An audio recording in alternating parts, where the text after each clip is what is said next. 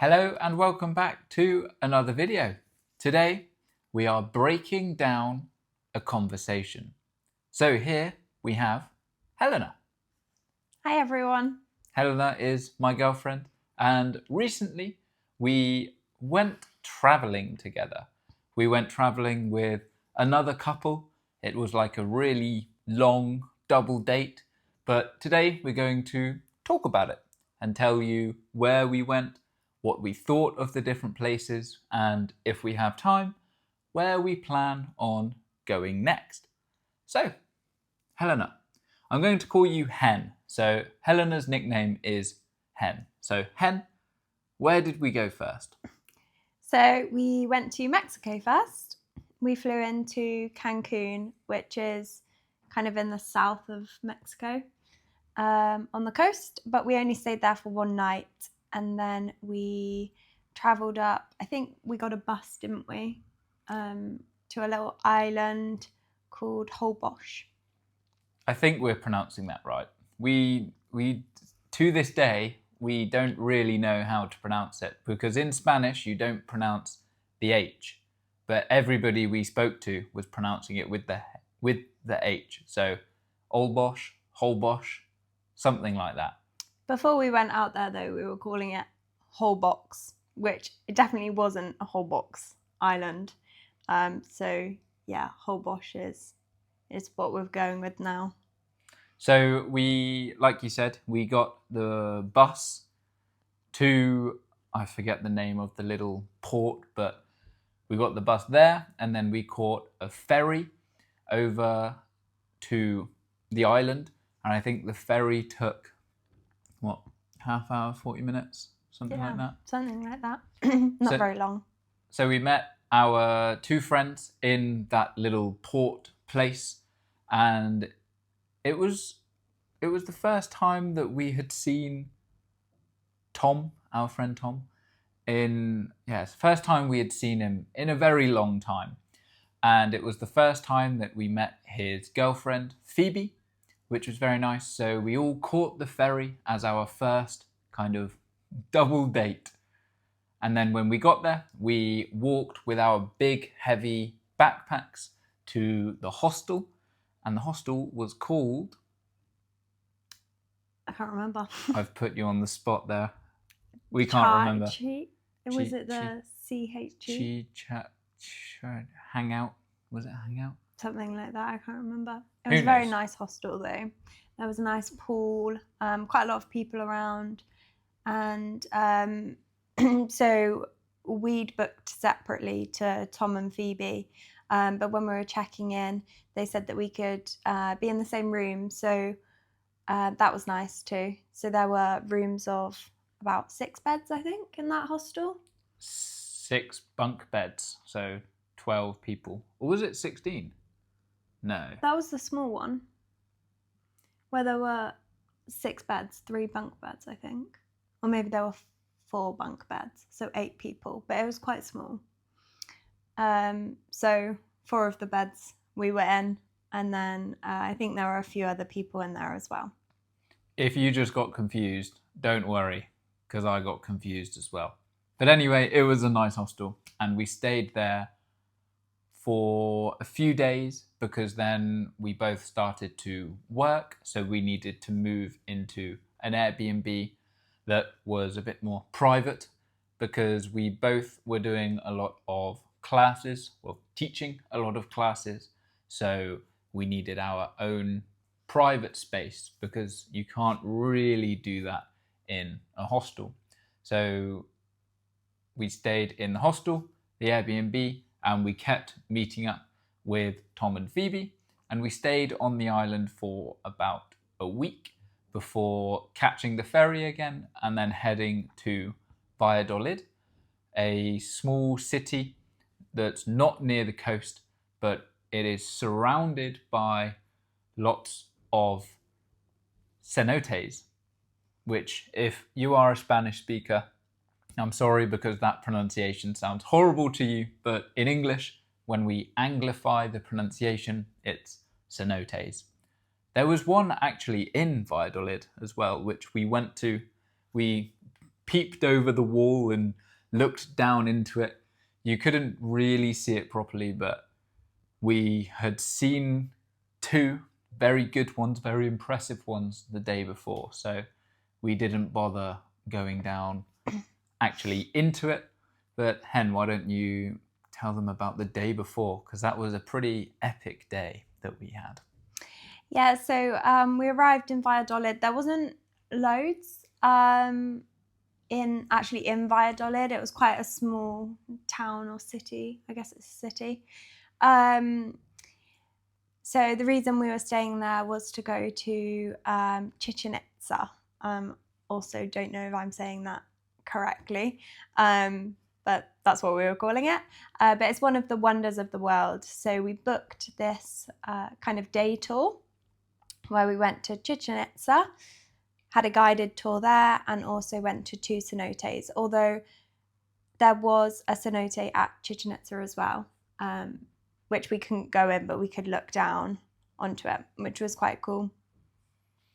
So we got up very early, had to get a bus to Chichen Itza. We had the guided tour. It was very interesting. There was a lot more there than I was kind of expecting. I was expecting just the kind of pyramid temple kind of thing, but there was a lot of other interesting areas as well, lots of kind of old ruins and stuff. And then went to the 2 other cenotes where we could go in the water. The last one that we went to was actually quite scary. There were some sketchy stairs that went all the way down. No lifeguards or anything, no one kind of around. It was just our group. And people started jumping off the stairs into the water and just getting higher and higher. And Finn and Tom, they ended up going all the way to the top, I think. Did you go right to the top one? To the highest one that we could go to. Yeah, there was one on the other side that was even higher. It was a separate platform, but it was all closed off. So it looked like maybe there had been an accident there or something scary like that. So yeah, we went as high as we could. Yeah, I did not. I stayed. I think I jumped off the lowest one, which was high enough for me. I found it quite scary, but it was a very cool place. So yeah, that's what we did the day before. Yeah, definitely pretty unique. You don't really find that anywhere else really, especially not here in the UK. So yeah, that was a pretty epic day. It was a big day out. And then we had a few days of just chilling out, I think, maybe 1 day of chilling out. And then we headed to Guatemala. So there was some problem, some sort of issue. I can't really remember what was happening, but we were planning on catching a bus down to a different town in Mexico and then getting a bus into Guatemala. But we ended up catching a flight from Cancun again to Guatemala City, staying there for a night, and then going to Lake Atitlán, which is quite difficult to say.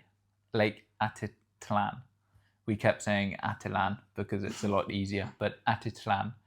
And yeah, we stayed in another Airbnb there, which was quite nice, waiting for Tom and Phoebe to catch up with us because they were somewhere else. I can't really remember where, but we worked during the week and then we were waiting for them until the weekend, and then we joined them at a hostel in Panajachel.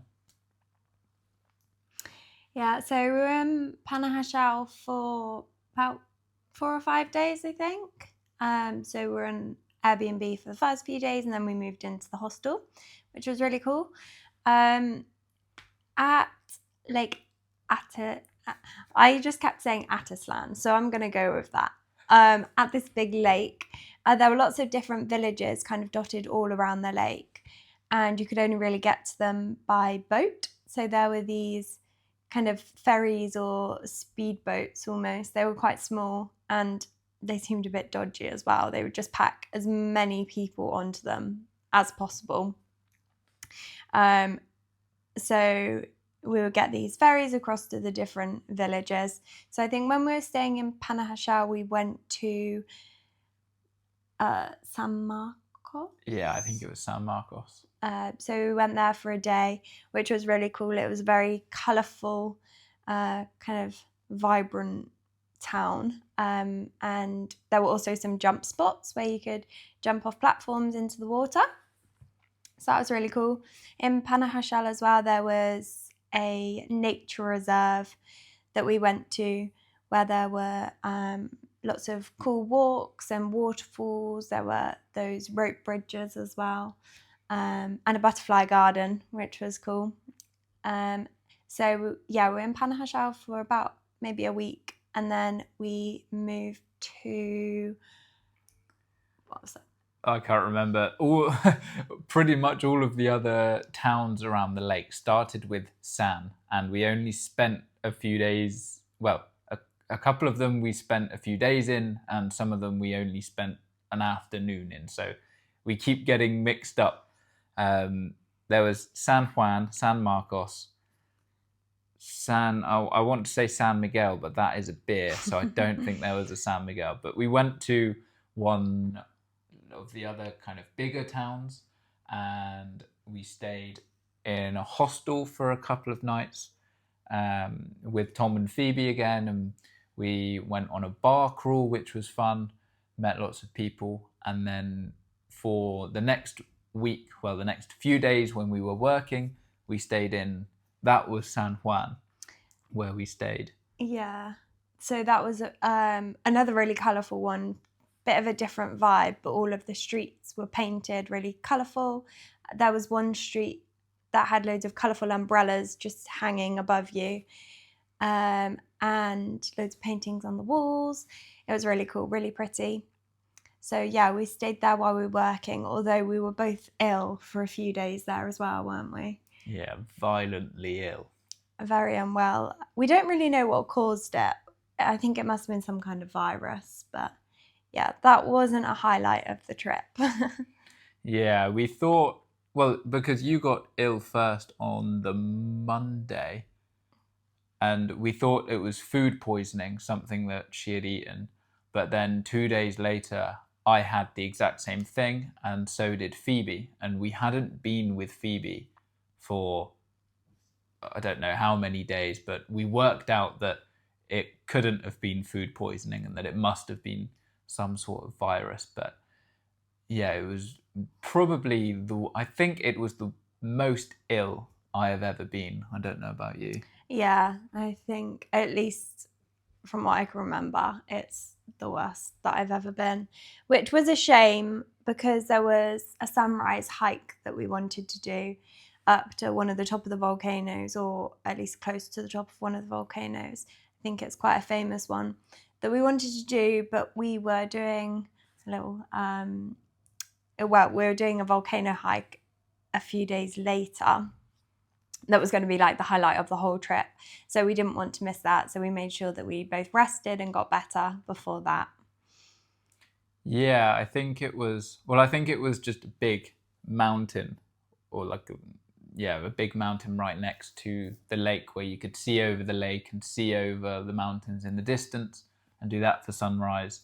And I think it was actually the day after that we were doing the big volcano hike. So well, it was me that was ill on the Wednesday, so I made the decision not to go, and Hen didn't want to do it on her own.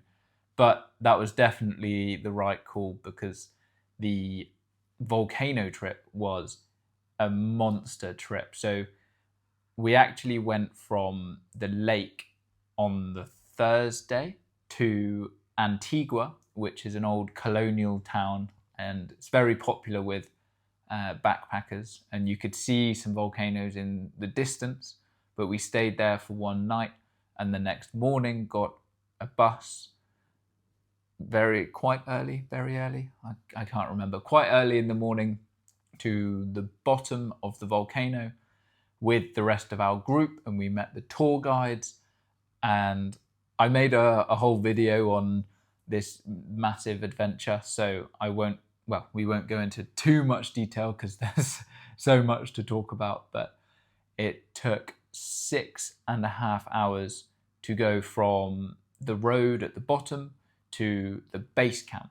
which was overlooking the active volcano. So the big main volcano that we climbed was dormant. So it was, I don't even know if it was dormant. It was just an old one. It wasn't even really, it just looked like a mountain basically. And the one next to it is a live volcano that every kind of 10 minutes or so spews out some lava, which is why we went up, because it was very cool.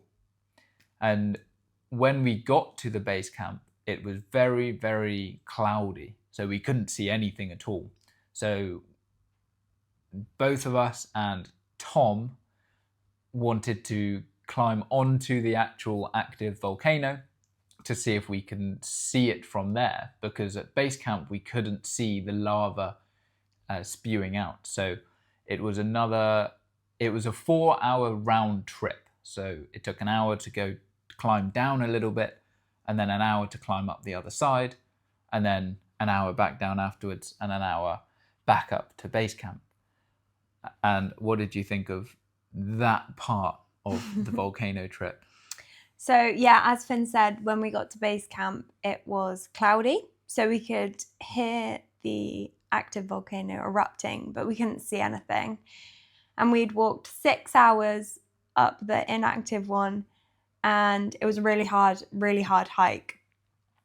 And I just thought to myself, if there's any chance that I could see the active one erupt, then I want to kind of maximize my chances, basically. So yeah, we decided to do this extra hike, but it was extremely hard. So we actually got up the active one for sunset, which meant the hike back was then in the dark, which made it really hard. And also Tom was really exhausted by then. He was really struggling because he'd had to help Phoebe up to base camp because she was still feeling really quite unwell. I don't know how she made it up, to be honest. So then Tom started getting really tired. So we were then both carrying the big bags. And yeah, it was just exhausting. But when we got up to the top of that active one, there was still a cloud covering the top. So again, we could hear it erupting, but we just couldn't see anything. And I was starting to get a bit worried that we'd hiked all that way for nothing. But then it suddenly just seemed to clear. The volcano erupted, and it was just the most amazing thing I've ever seen. I just can't even explain it. I just started crying at the top because it was just so overwhelmingly incredible. And probably the exhaustion didn't help as well. But it was, yeah, incredible. And then we made it back to base camp kind of, about 9-10 o'clock probably. Had dinner and then tried to go to sleep. I had some kind of weird allergic reaction. I'm not sure what to, but I ended up not really sleeping at all that night. And then we got up at about 4 o'clock in the morning to then hike to the top of the inactive volcano, which was about maybe an hour and a half, do you think? Yeah, something like that. So we got to the top of the inactive one where the crater was to watch sunrise, and we could also see that active volcano erupting at the same time, which was also just incredible, amazing. It was beautiful. Definitely worth getting up that early. I was so exhausted after though. Yeah, we were pretty knackered and felt pretty terrible, but yeah, it was definitely worth it. And then afterwards we had to go back down to base camp and then all the way back down to the bottom, and that really just emptied the tank. We were so destroyed after that. And there are so many people that try to do the hike and don't make it. And when we were signing up, we were kind of thinking, oh, it won't be that hard. But yeah, in reality, it was a lot harder than we were expecting. But we did that, and then was it the next day that we went to the Hobbitenango? Yes, it was. So if you are a fan of The Lord of the Rings, you will know that in New Zealand, where they actually filmed The Lord of the Rings, there is the Shire, the real Shire. So Hobbiton, as it's called in the films, they have that movie set location as somewhere that you can visit. I think you can even stay there, and they have the pub and everything like that. So there was basically one of those, a mini one of those in Guatemala, which is quite random, but it was very, very cool. And you could see the volcanoes in the background, which was amazing. At the start of the day, we could even see the active one right in the distance. You could see it, just little clouds of smoke coming out the top, which was so cool. And they had all of the Lord of the Rings music and the pub, and I got really excited, and so did Tom. And I think you had a nice time as well. Yeah, it was really nice. I definitely don't love Lord of the Rings as much as you and Tom. Me and Phoebe were kind of just following you around a little bit, but it was a really cool place. It was good fun. There were lots of little games and stuff as well. And we had a drink in the pub, which was nice. And then I did actually watch Lord of the Rings. I think it was the first one on my journey home on the plane. You'd been inspired. I was inspired, yeah. Yeah, that made me proud. That made me very happy. Yeah, so after Hobbitenango, we stayed in Antigua, or just outside of Antigua, for a few days, and then you went home. And then I carried on my journey. I ended up going to El Salvador for a month. But again, there are more videos on that. So if you are interested about anything that we have spoken about, there is probably a YouTube video on my channel somewhere. If you scroll down in the playlist of comprehensible input vlogs, you will see them all there, which I highly recommend doing because you'll learn some interesting vocabulary. And see some cool pictures and videos. Definitely would recommend watching the volcano one. Yeah, I was going to ask you what your highlight of the trip was, but I think we know. Definitely the volcano, yeah. I mean, it was all pretty cool. In Holbox, we didn't mention at the start, but unfortunately Finn was working, so he couldn't come with us on this trip. But with Tom and Phoebe, I did a sunrise boat trip, canoe trip, and we saw loads of really cool birds and also crocodiles, which was amazing. So that was one of the highlights. The cenote and Chichen Itza day, that was also a highlight, but the volcano, that's number one. That was incredible. Yeah, so where's next? Where's next? Good question. Where do you want to go? What are your top 3 places that you want to go to? Top 3? Sorry, I'm putting you on the spot here. I'll let you think. So for me, mine are, well, the north of Spain. I know that's quite a general answer, but there are lots of different areas in the north of Spain that I want to visit. Patagonia and Hobbiton, the real Hobbiton in New Zealand for me. Those are my top 3 bucket list destinations. To be fair, they're probably not where we'll go next, but those are my top 3 destinations to go to. Yes, I have a lot of places on my list. New Zealand is definitely quite Hobbiton. high up. She really wants to go to Hobbiton. Yeah, Hobbiton. Not just Hobbiton, but just the kind of the whole of New Zealand I'd like to see. I think it's really pretty. I'm actually going to Costa Rica with my parents this year, so I'm really excited for that. That's kind of on my bucket list, and I've got it booked, so that'll be checked off. And where else? I definitely want to go back to Australia. I've got a lot of family kind of dotted all around Australia, so I want to go back to see them. And also, I think Australia is just so pretty as well. Yeah, we'll go with those 3 for now. There are a lot of other places I'd like to visit too, but that's another video for another day. So yeah. Well, thanks, Hen. Thanks for sitting down. Hopefully I'll be doing a lot more of these types of conversations with people and breaking them down for you. Remember, all of the vocabulary that you've seen will be in the description as well. So make sure you make a note of anything that is useful for you. And yeah, Thanks for watching. I will see you in the next video.